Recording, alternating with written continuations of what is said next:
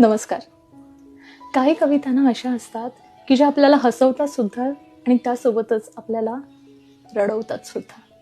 अशीच एक छानशी कविता आहे. कवी अज्ञात आहेत पण खूप सुंदर कविता आहे. नक्की ऐका आणि पूर्ण ऐका. कवितेचं शीर्षक आहे तो काळ असा होता. तो काळ असा होता, आमच्या पायात दम होता, कुणामागे कुठेतरी हिंडण्यात सुद्धा मजा होती. आता मात्र जमत नाही. आता मात्र जमत नाही. जमलं तरी जुळत नाही, जुळलं तरी शोभत नाही, कारण आम्ही वृद्ध झालो, कारण आम्ही वृद्ध झालो. तो काळ असा होता, आमचे केस काळे होते, तरुणपणीचे चाळे होते, मोठे मोठे डोळे होते, बघण्यात सुद्धा मजा होती. आता मात्र जमत नाही. आता मात्र जमत नाही. चष्म्या वाचून दिसत नाही, दिसलं तरी बघवत नाही, कारण आम्ही वृद्ध झालो, कारण आम्ही वृद्ध झालो. तो काळ असा होता, भरदार आमची छाती होती, दंडामध्ये गोटी होती, तोंडामध्ये कोटी होती, बोलण्यात सुद्धा मजा होती. आता मात्र जमत नाही.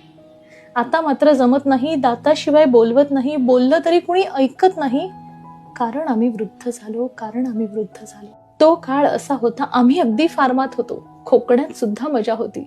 आम्ही खोकायचं, कुणीतरी पळून बघायचं. आता मात्र जमत नाही. आता मात्र जमत नाही. खोकून खोकून जीव जातो, तरीही कोणी बघत नाही. खोकला काही थांबत नाही, कारण आम्ही वृद्ध झालो, कारण आम्ही वृद्ध झालो. तो काळ असा होता, काळापुढे आम्ही होतो, आमच्या पुढे ती होती, पाठलाग करण्यात मजा होती. आता मात्र जमत नाही. आता मात्र जमत नाही. काळ गेला ढांग देऊन, ती गेली टांग देऊन.